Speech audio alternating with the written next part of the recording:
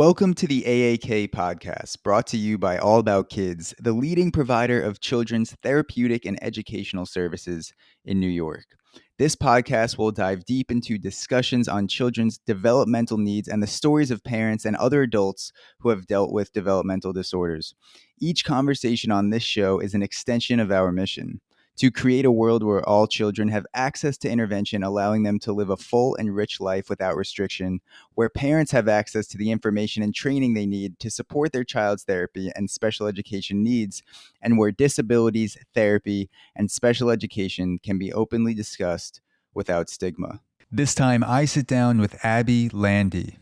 Abbie is a speech-language pathologist and the owner of Upword Speech Therapy LLC, which provides engaging and innovative speech and language therapy services in Indianapolis, Indiana, and the surrounding area.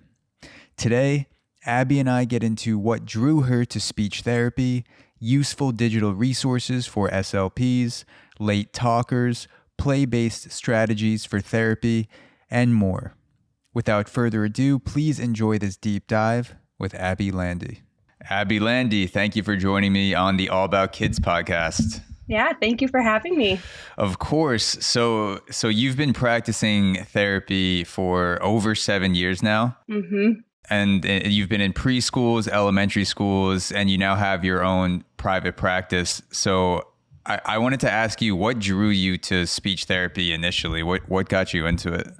Yeah, so I come from a long line of educators. So my mom was a kindergarten teacher. My grandmother was a first grade teacher. Another grandmother was a principal of a preschool. So I kind of grew up knowing I wanted to work with kids just from being surrounded by it.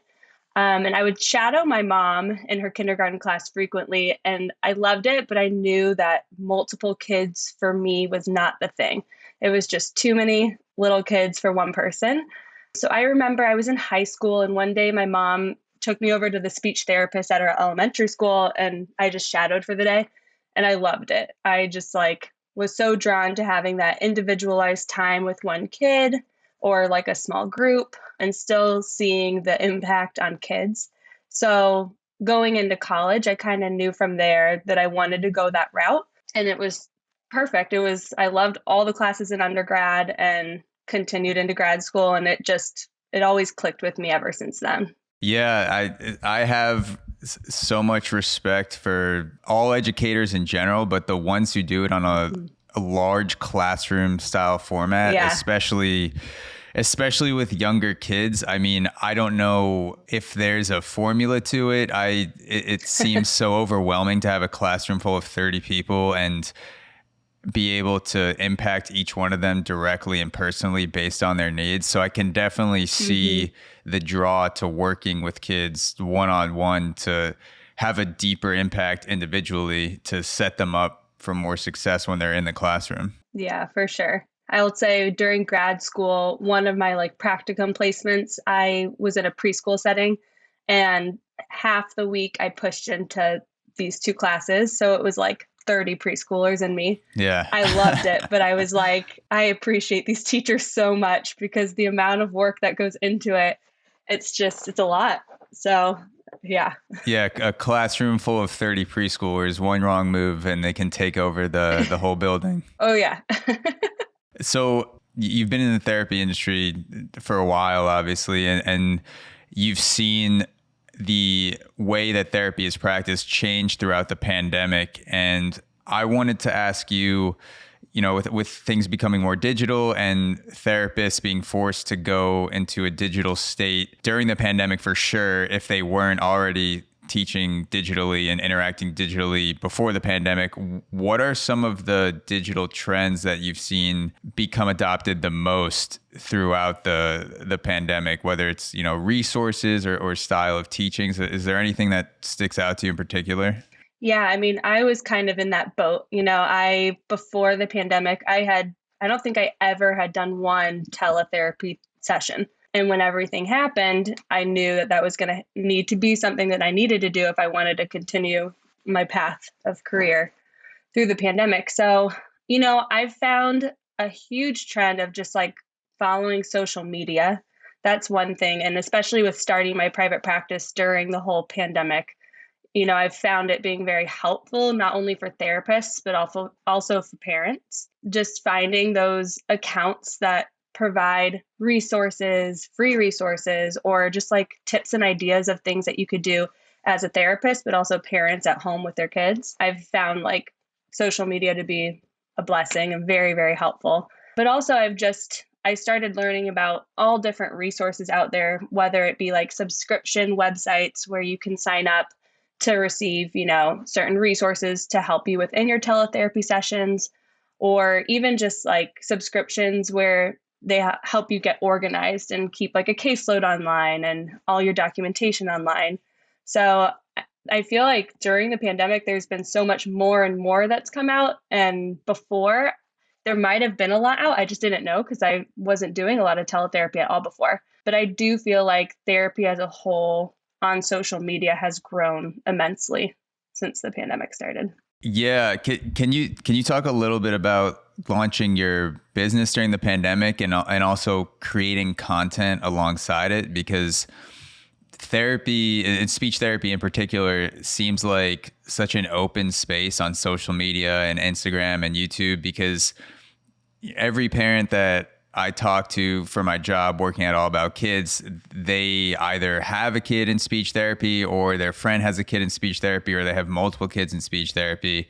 But in terms of modern day, like Reels or YouTube podcasts, TikToks, whatever, there's not a ton of content out there. There are some great creators that do put out some knowledgeable pieces of content in that area. Could you talk about the launch of your business and also creating content alongside that? Because I'm sure there are a lot of therapists that would find that super helpful, even if they're not planning on launching their own practice, just to start some sort of channel or something like that. Yeah. So right before the pandemic, I was working at a children's hospital here in Indiana, and I was pregnant, and I had my first child in December of 2019. So right before everything started. And while I was on my maternity leave and I started realizing kind of maybe what was about to happen, I already was hesitant of going back to the hospital, and I knew one day I wanted to have my own private practice. I never thought I would do it this early in my career. And then it was time to go back to work, and the pandemic had just started. Like it was like I was going back a week after the whole national shutdown started. So I put in my notice and just decided not to go back. So I started my practice that March of 2020. And it was really slow. That whole first year, it was all telehealth, teletherapy, and just kind of slowly trying to figure out the world of private practice. A lot of research, a lot of going on social media, trying to figure out, what am I doing? How do I start this practice? Not only as a new person starting a practice, but also via teletherapy and in this crazy new world. So, that first year was just a big learning experience. The whole time I wished that I had minored in business because, as a speech therapist, you never really get that kind of education. You don't really realize what all goes into having your own practice other than the actual therapy part. So I did a lot of like self-education and courses and just trying to figure out and navigate, how to create a website, how to best document, how to best communicate with families so that it's HIPAA compliant. And that's kind of when I started tapping into using social media. So I quickly learned that it was not only helpful for me, but the families that I was treating loved all the content that I started putting out. And that's kind of what's been driving me. At first it was just kind of fun. Like I would do a couple reels here or there and a couple posts of, what sounds should my child have at what age? But then the feedback I got was always from my families. So I honestly started putting more out just to give that information to my families, and then started getting so much more feedback from other speech therapists saying, I loved this post. I shared this with one of my families. Thank you for posting this. So I wish that I had more time dedicated to doing, social media posts, because I've found it very helpful for others and helpful for myself, because it requires me to go on and do research on whatever topic I'm going to be posting about. But, certain weeks I can get like 5 posts out there, and then I have like a 2-week hibernation where I have no posts, and my families will say like, where's our next post? Like, can you do something on this topic? So I found it extremely helpful for those families for sure, just wanting more information. And I've created kind of a fun community with other speech therapists at the same time, which is nice. I've found like kind of friends on Instagram, so to say, of other speech therapists that comment back and forth and give ideas with one another. And it's been neat because we're kind of stuck at home a lot during these past few years. So it's kind of given a new sense of community, I would say. Yeah, that's part of the reason why we started the podcast, because at All About Kids, we had a lot of live webinars and in-person conferences, but there's not really a way to consume that content outside of the chat room if you're there, or if you miss the conference and you don't really get to see it. And we started putting out podcasts and, just chopping up these 30-second sound bites, 30-second reels, and hundreds of people will view a lot of those, sometimes thousands, depending on the topic. And so it's like this cool way to interact with parents, teachers, and then also other therapists hit us up sometimes too, and just be like, hey, how do you subtitle a reel? Like, what do you use? Because it's taking me so damn long. Like, so just stuff like that. It's cool. It's cool to see speech therapy entering the realm of, the TikTokable content. Yeah. Like there's definitely a lot of mind-numbing content on there, and I'm susceptible to that as well. But it's also an outlet for people to be swiping through and scrolling through, and they're like, oh, I saw this thing on Late Talking. Like I had no idea. I was just scrolling through cat videos. Yeah. And I will say I'm trying really hard. I feel like I dedicate too much time to creating content. And my husband jokes all the time. He's like, you don't have to think too hard about it. Just like do a quick little reel and post. I'm like, I have to like think a lot about what I'm posting. And I definitely need to learn how to shorten it for sure. But it's fun to make and helpful for others. So yeah, I wanted to get into Late Talking a little bit, but while we're on the topic of social media, is there any topic you've been researching recently in the past few weeks or month that you've really been diving into? Something you've learned that surprised you recently? Yeah, so I feel maybe like last month, the CDC changed their developmental milestones. So it's been like the big talk of the town in the speech therapy world. So I'd been creating a document that had like all these different posts that I was planning on posting that said, how many words should my kid have at this age? What sounds should my kid have at this age? It was all different posts. And then the CDC came and like changed their milestones completely. So recently I went back to that because I hadn't posted it yet, and I was updating it with the new CDC milestones, but I've just been doing a lot of research on how to communicate to families, my personal opinion as a speech therapist versus the new milestones that have been released. And I know there's like so much debate and talk on the town about that, but that's been like a hot topic, I feel like lately in the speech therapy world, of trying to explain to parents and families, where their child should be according to those milestones. But yeah, what's the controversy about it right now? Is it did people not agree with the milestones, or having problems with the change or something like that? Yeah, so like they changed it where, like, for example, I think it used to be like an 18-month-old, the average range of like words an 18-month-old should have is like 50, and they changed it to like 10. So now when a kid comes through the door, if they're using 10 words as an 18-month-old, that's supposed to be like the average range.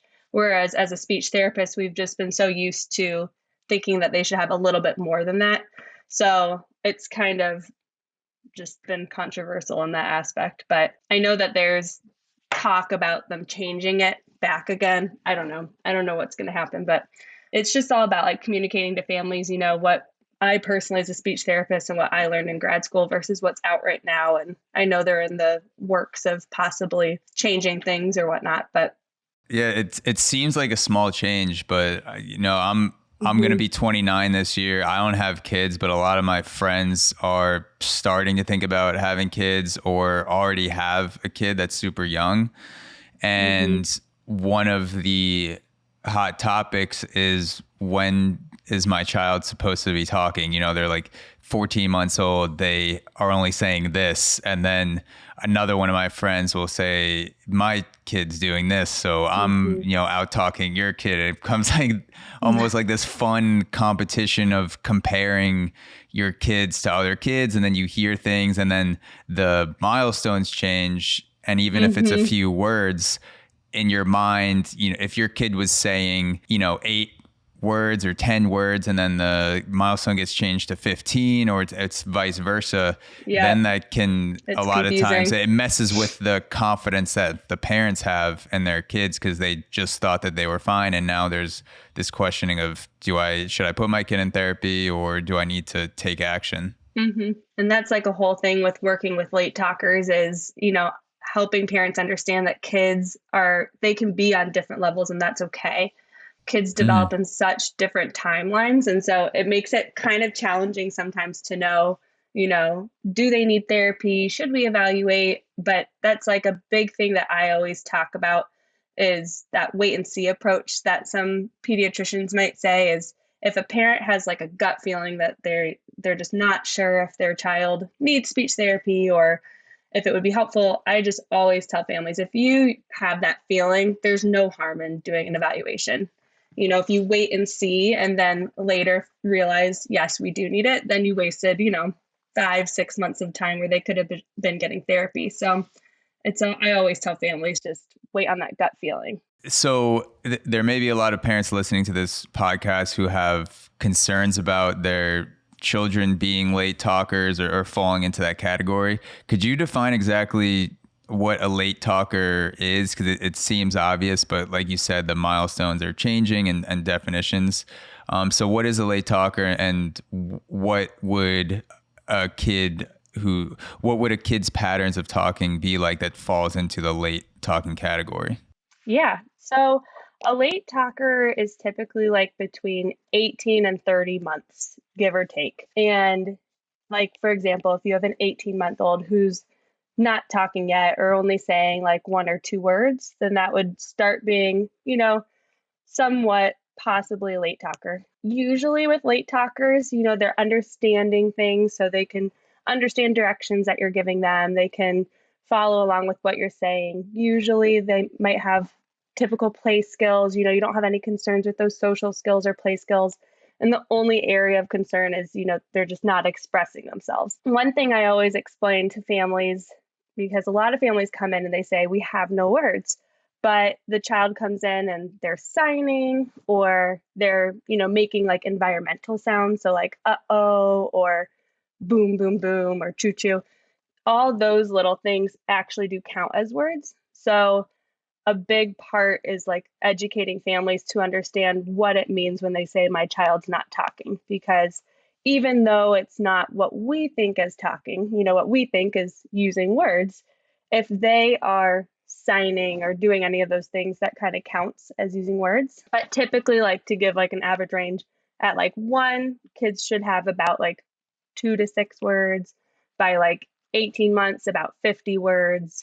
And then 2, you'll start seeing like the 200 words and putting 2 words together. That's just like kind of like an average range of where kids should be. But again, like all kids just develop at such different rates. And so it's hard to like pinpoint exactly the number of words kids should be using. Yeah. So there is a value for a kid to be signing, like you said, or they're talking but in gibberish. They think they're communicating something. If you could hear that kid's thoughts, they'd probably be saying, "Mom, turn on the TV," but they're just saying, like it's just it sounds almost like words, but it's not quite there yet. That isn't Yeah. zero. That isn't zero. That's a meaningful thing. Yeah, and all of that counts. Like, however, the child is communicating. And even if a child is like crying in a moment where they're expressing frustration, that's them communicating. Because that's another thing is like a kid might come in and the only thing they do is just like cry or whine and point and whine. That's their form of communication. Now we want them to start using words and using more forms of expressive communication. But looking like more into how these children are communicating with us and then going from there is a big part with working with late talkers. How much does personality come into play with late talkers? Because I've heard people say, or parents will, maybe their kid isn't talking at a certain point, they're not meeting the check marks, but they'll say something like, "Oh, our kid's just more quiet or calm. They're more passive." Do you see a large spectrum of a kid being more on the extroverted side versus the introverted side in terms of the number of words they use, or does personality not come into play at that early of an age? I kind of see it all. I do feel like a lot of families, when they come in, like words that I'll hear, where again, there's a lot of education in place, is like my child's being lazy or stubborn, or they're an introvert and really shy, so they're not using words. And all of those things, they do play into part of the child's personality, but at the end of the day, kids want to communicate with us. They want to tell us their thoughts, their ideas. And if they're not doing that, then we have to figure out like what is it that's impacting their ability to do so. So like when a parent comes in and says, "My kid's just lazy and doesn't want to talk," I do a lot of education on your child's two. They want to communicate. They want to be able to be in this world with us and tell us their thoughts and tell us what they need in that moment. So laziness just might look like that, but really this is hard for them, and so they might just totally check out because it's just too hard. Same with like stubbornness. A lot of kids will come in and the families are like, they're just stubborn, they don't want to talk. And so it's a lot of just trying to help them understand they want to talk, it's just hard. But yeah, I feel like kids that come in as late talkers have all different personalities. They might be running around the room full of energy and just not verbally expressing themselves, or they might be that introvert who's just shy and having a harder time expressing their thoughts and ideas. Okay, so personality may have an effect, but it's not an end all be all. Yeah, I've kind of seen it all, like all of it. But Yeah. yeah. So I was digging through some of the speech therapy forums on Reddit just to see what some of the most common questions were that parents had or teachers. And one of the things that came up that certainly applies to us because we have a lot of bilingual therapists and also kids that are growing up in households with parents who speak Spanish or Korean or another language.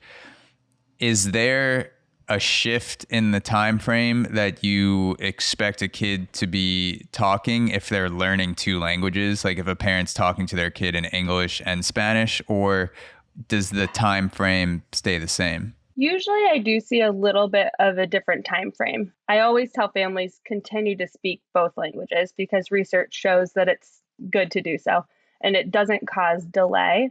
It's more kids are taking in the information for a little bit longer period and then they'll start expressing themselves. So I never really call it a delay because of having two languages. It's more of there's a lot more information that they need to take in. But yeah, there's not really a certain time frame that I see, but usually when I work with kids who are bilingual or in a bilingual family, you'll see a little bit longer time of processing information before starting to verbally express themselves for sure. Yeah, I was gonna say I've seen some things saying that there may be a delay if you're in a bilingual household, but it's not something to worry about unless it gets past a certain point. Yeah, it wouldn't necessarily be like a true like language delay unless they end up being like a late talker who just needs more support. But you always look at if that child's showing difficulties in both languages. If a child came in, let's say speaking Spanish and just hasn't yet started speaking English, I wouldn't call that late talking or delay because they're using communication in one of their languages. But if you see both languages being impacted, then that's when you'd have a cause for concern. Yeah, it's like a parent comes in and says, My kid's only fluent in four languages so far. He hasn't said a word in English yet. I'm very worried." Um, you mentioned the wait and see approach before, and hmm could you talk about the wait and see approach? Because even though a lot of parents may not call it that, people can fall into it, and I understand For sure. why you may fall into that. Can you talk about that approach and what your thoughts Yeah. are on it? Yeah. So when I hear like the wait and see, it's, a parent might have a concern that their kid's not talking yet. And so they might go to a pediatrician or speak with friends or a therapist and they say, let's give it another 6 months. We'll wait and see what your child's doing in 6 months. And then at that point, if you still have concerns, then we can do a full evaluation and see if therapy is warranted, which, it kind of depends on the scenario. If the kid comes and they're like 10 months old or 12 months old with no other things going on, they're comprehending, they're showing typical play skills, then it might be appropriate to say, let's wait because they're still pretty young. But if there's other factors involved, like I had a patient that had a sibling who also had speech and language delays, and the parent came to me, I think the child was like 15 months or 18 months, and just had this gut feeling that their child, the second child, wasn't using any words yet. Instead of taking a wait and see approach, what I always say is, if there's a gut feeling at all, there's no harm in doing that first evaluation. And if after that evaluation, there's no concerns yet, then we can say, okay, in 6 months from now, if you're seeing things still and you have that concern, come back and we can reevaluate. But I always take the approach, I'd rather get the child in, do an evaluation, make sure everything's going well, provide the parents with tips, if not anything else, of things that they can do at home to support communication, and then kind of see what happens from there. But if you wait those, however long, and the child really did need therapy, then you're missing that really good chunk of time where you could have been providing therapy and suggestions and recommendations for the family. So I always say, don't wait and see. If you have this feeling, just come in and, we can figure out the next steps. Yeah. So definitely get the evaluation sooner than later if you have a gut feeling. It's crazy to think about the window of time that you have when you're 1, 2, 3 years old, how much of a little slice of time makes a difference in your larger window of development. And if you don't remember being that young and going through that, obviously, because someone else is making your decisions for you, someone else is taking care of you. But then once I started working in speech therapy, marketing for All About Kids, and reading content and producing content, one of the things that stood out to me the most is if waiting 2 or 3 months could make a huge difference, sometimes weeks, depending on what the problem is, to get help for your child, as opposed to getting help right away. And you really don't think about that as an adult because, if I work out 1 month from now, or I start working out today, in the grand scheme of 20 years from now, that's not going to make a ton of difference that I started working out 1 month before.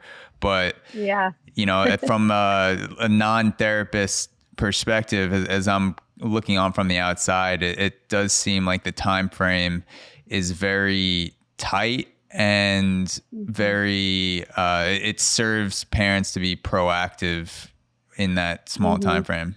Yeah. And I find a lot of working with this age range is a ton of just parent education. Sometimes a kid comes in and I recognize one little thing that parents can change at home, and just that one little change makes the world of a difference. And so if I can help parents recognize that little change earlier, then it helps their child be able to communicate earlier, decreasing frustrations and, providing more of that interactive engagement between the parent and the child too. Sometimes it's as simple as that, not always. But yeah, so a good example would be like if a parent is just anticipating their child's wants and needs. So like the child's really good at gesturing, like if they want those chips up on the counter and they're just pointing and the parent just brings them the chips, just helping parents recognize, wait and pause and model for your kid to say, chips or want or more, and giving them that opportunity to just say that. Parents don't realize how often sometimes that you can read your child without them having to say anything, because you're with them 24/7, their patterns and what they're gesturing. So just that little cue of just waiting and seeing if your child can then express themselves verbally, it just goes a long way. And sometimes parents come back and they're like, just that little thing, that little change, now he or she is starting to use more words. So being able to help them recognize those things to start right away is always great. What would you say to a parent who is thinking about getting their child evaluated, but then they see the statistics and they go, well, statistics show that my child is going to grow out of it anyway, so why not wait and just see what happens. What would you say to a parent who is taking that approach? I think I'd say a couple things. I'd say, this time frame in the child's life is so important, and helping them be able to learn how to communicate right now is going to help them in the long run. There's also some statistics out there that shows that late talkers, even if they start showing improvement and they start talking, might end up later. I think it's like 20 to 30% of children who are late talkers might have other, developmental issues or like literacy difficulties later. And so the earlier that kids can get into therapy to start providing them support, the better. And also a big one is just helping to decrease frustrations for the child at home. Everybody wants to talk and express what they need and what they want. So to help those children learn how to do that sooner, so that decreases any type of frustration or, any relationship impact between the parent and the child. Because if the child's wanting to express something and the parent can't figure out what it is, that's going to impact that relationship in that moment. So bringing them in sooner to help them be able to figure out how to communicate will help with that as well. Yeah, so it's beyond just the skill set of talking. You can actually improve your relationship with your kid if you're proactively seeking to help them communicate, and that may be getting them evaluated or putting them in therapy. For sure. And just those little moments, like I'll have parents just message me saying, thank you so much. My child just said, I love you for the first time. And I never realized how important that impact would be on my life. And like little things like that parents might not realize by coming in and getting evaluated and starting therapy might make those moments just a little bit sweeter. We talked a little bit offline about your play-based therapy style, and you enjoy a very play-based approach. What are some of your play-based strategies for late talkers that you like to use? Some of your favorite activities or ways that you set up the therapy session? Could be digital or in person. Yeah. So a big thing that I always do is just follow the child's lead. I've found that the sessions just go a lot more smoothly. If you are trying to push things on a child, especially on this 0 to 3 age range, or if you are trying to kind of run the show, kids might not be into it, and then they lose that interaction, and then you lose anything you're trying to do in that session. So a big thing is when a child comes in, I have things out. I have an idea. I have a whole plan in mind of what's going to happen. But if that child, let's say I have all these toys sitting out and they just like start looking at my carpet in my room, I start incorporating, what's on the carpet. Is there like an animal on it that we can incorporate into the play interaction? And just following kind of what they're doing and slowly incorporating new ideas into their idea. I found that to be a very helpful strategy, and the session just ends up going a lot more smoothly. And I would imagine because so much of traditional education in the classroom is not go with the flow approach. If you're not tunnel visioned on this textbook reading or the PowerPoint that you've seen for the 18th time this week, you are punished or it's looked down upon to lose attention for 3 seconds, even though it's some of the most boring things you've ever seen, and you're not really encouraged to follow something that you can have a passion for, and that can be very in the moment. So it sounds like you allow you don't make the kid feel bad, or you don't make them feel like they're doing something wrong by becoming fascinated by something in the middle of another topic. You go with that. Yep. And you'll always find, like, if a child shows interest in whatever it is they're showing interest with, if you then join them in their interest, then they will more likely interact with you, because then they see, oh, she likes what I'm doing. This is nice. I like this engagement, this interaction. And then it starts building upon it from there. And then you might find as the session goes on, you might find that you can start incorporating your own ideas. And now they have this relationship with you and they feel comfortable engaging with you and seeing what you have planned. So I always just find it it goes better that way. Yeah. Once your child learns to speak, then you can teach them how to subtitle reels and TikToks. And then you have a personal assistant that you're both There we excited go. about. So as we end off, to kind of bring things full circle back to social media a little bit, this would apply to parents and kids in general. A lot of parents use screen time in some way to keep their kids occupied, whether it's an iPad or a TV, an iPhone, and there's a lot of different fields of theory out there about how much screen time is good, what you should be doing, and parents are definitely concerned, when Mark Zuckerberg is talking about how we're all going to be in the metaverse in 10 years and like nothing is going to be in person anymore. Even people who aren't parents are, freaking out for themselves. Like, what is the planet going to be like? What will interactions be like? Is there a philosophy that you follow with parents? Like, what do you tell parents in terms of your own personal philosophy for general screen time, even if it's outside of therapy sessions or games, just how much time kids should be spending on it? What sort of activities are better than other things? What are some of those conversations that you have with parents? Yeah, I like this question because so before I became a parent, I don't know what I would have necessarily said, probably not what I will say today. But before becoming a parent, I probably would have said, try and limit it as much as you can. It's okay if you can't completely, because we all need those moments to, allow our child to have their moment so that you have a break. Now, so I have a almost 2.5-year-old daughter. I have definitely gone through that path of I just let her watch whatever she is wanting to watch in that moment so that I can have a break. And at first, I'm like, I'm a speech therapist. I should feel like horrible for doing this, but there's so many great things that I've actually learned being a parent with screen time. And what I tell families is allowing children to have screen time isn't necessarily just like plopping them on the couch, putting a movie on and leaving. A good thing, a really nice part about screen time is being with your child and talking about what's happening on the screen.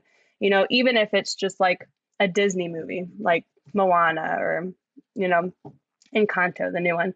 It's not necessarily an educational show, but by sitting with them and talking about things and pausing and answering questions and, you're still providing that language and new vocabulary and children are still learning through it versus just letting them just watch it on their own. Now, we all need those days, and I'm definitely guilty of it, where I just put on Moana and I go and cook dinner. Yeah. And it's needed for everybody. But being with your child while having that screen time provides so much for them, and I'm all about it.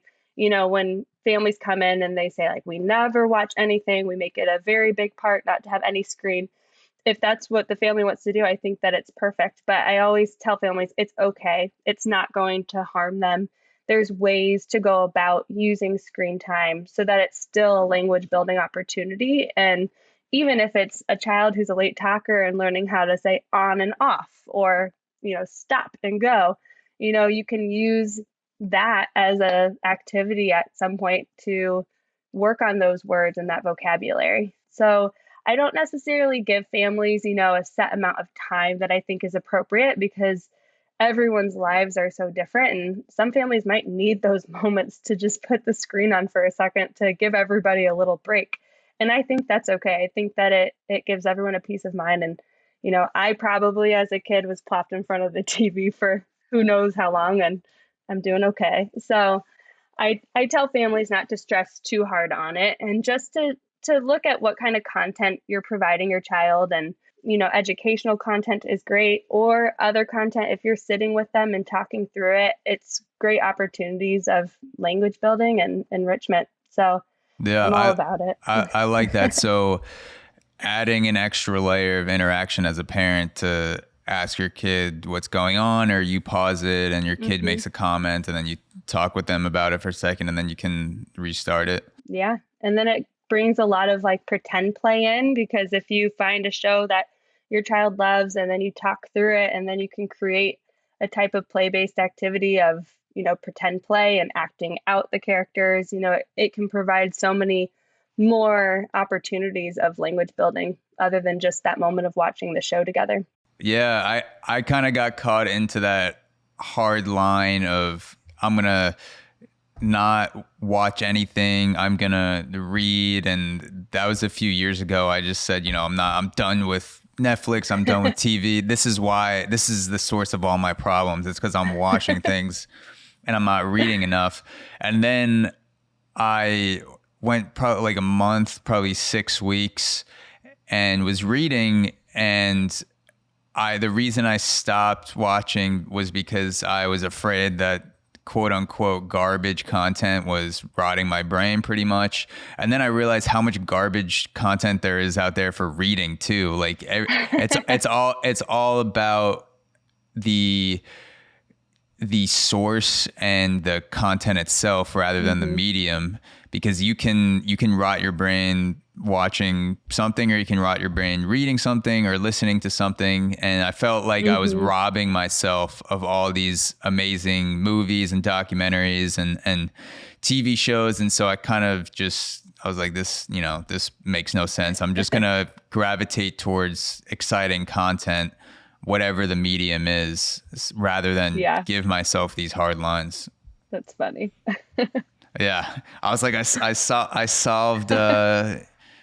solved everything. I'm just gonna, stop watching The Good Place, which is a great show, by the way. I should decrease my amount of time that I watch TV, but at the end of the day, I just always find myself on the couch.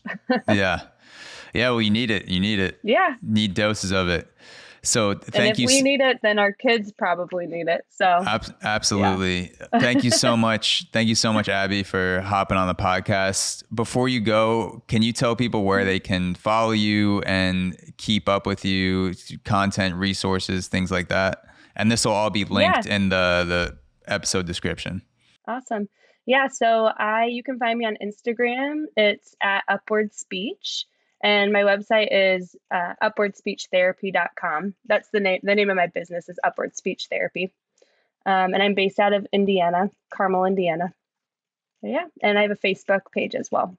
Awesome. And again, for those of you listening or watching on YouTube, that will all be linked in the description. Thanks so much, Abbie. And this was a blast. Yeah. Awesome. Thank you for having me. This was fun. Of course.